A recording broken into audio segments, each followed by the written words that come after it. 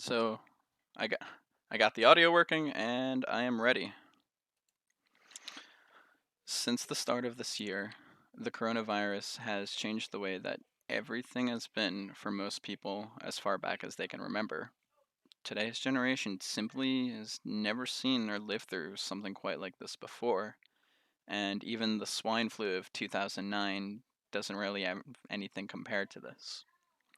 However, let us not be so ignorant to think that this is unprecedented, as just 100 years ago, the Spanish flu, also known as H1N1, had ravaged the world, infecting 500 million people, which was about a quarter, or excuse me, a third of the world's population at the time, and killing an estimated 50 million. Currently, the coronavirus has infected roughly 51 million people and has killed nearly 1.3 million. These numbers, while staggering, don't seem quite as dangerous as the Spanish flu. Part of this must be attributed to the time as well as the lack of today's medicine technology. Regardless, the Spanish flu is something we just shouldn't let ourselves forget.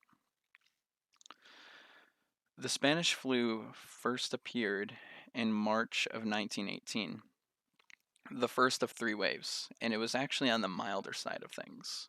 People who caught the flu had very typical symptoms such as cough, fever, fatigue, chills, and usually recovered after a few days. The number of deaths were low during this time. During the First World War, many of the combatants carried the Spanish flu. The troops fought in the trenches, and they are all crammed together with little to no way to clean themselves. These trenches were long, narrow, muddy, and toilets regularly overflowed.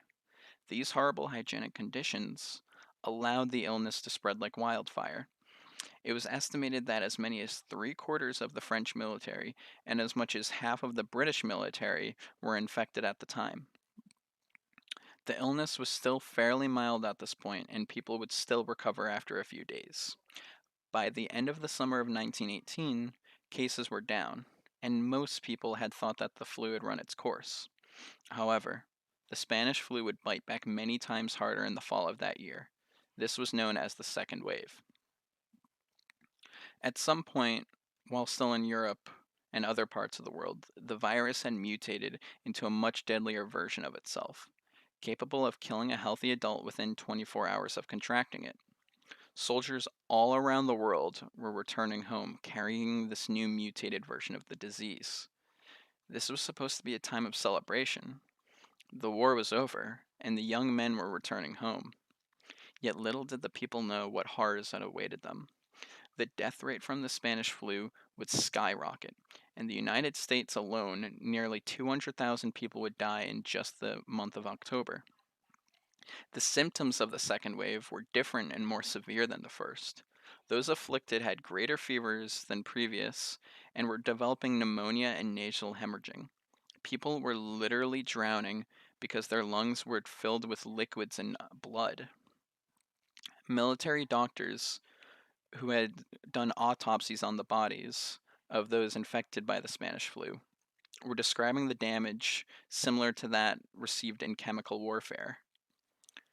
A third wave would emerge in early 1918 or 1919, excuse me.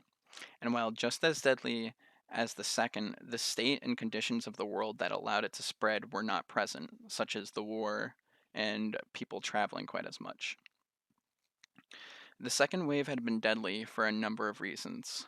A very large part of this was because many leaders were simply unwilling to impose quarantines. The Second World War, or excuse me, the First World War, while coming to a close, was still raging.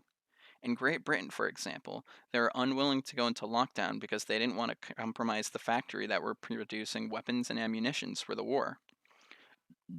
In the United States, there was a lack of nurses, as many of them were still overseas and had been deployed to the front lines. This lack of nurses was further exacerbated by the fact that African Americans were being refused to be trained as nurses. But by far the largest reason for the pandemic being so bad, second or third wave, was simply because the technology at the time. Microscopes couldn't even see something as small as a virus until the 1930s, and people had just figured out how to store and preserve blood. And don't get me on started on the lack of flu shots from back then, or any time really. But looking back on things, the Spanish flu had absolutely wrecked the world.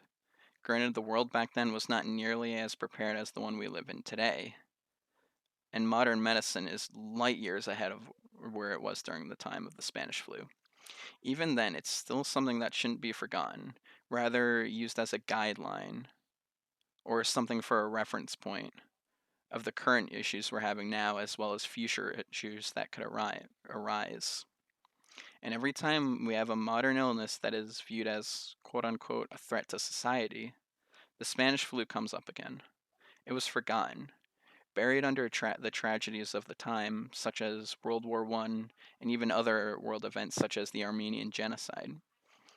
Regardless of whether it was remembered, it still happened.